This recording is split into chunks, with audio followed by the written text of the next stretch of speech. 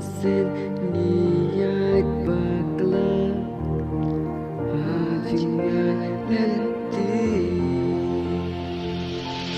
baik nimat di jingnya le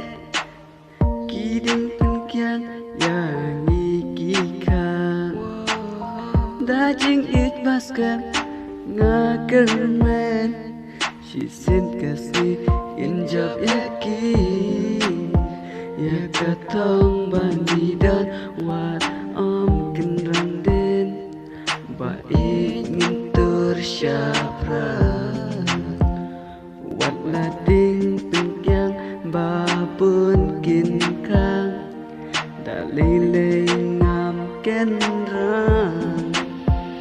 men Pide mapi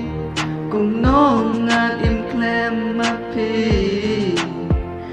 ba pide mapi cùng nong ngan im tan we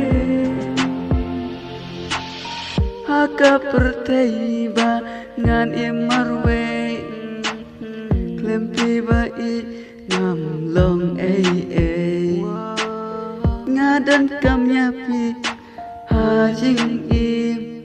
babin lungkan pentengan ha men sem hajing im ngan ap ya pi bai adu bakut kisni wat la jing pin chơi kin wan yangi da lele ngam let ya pi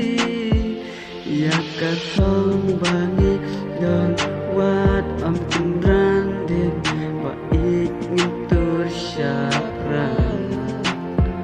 wat lating penkyang babun kin kang dalele ngam kenrang men sim pide mapi cùng nong ngan im klem mapi ba pide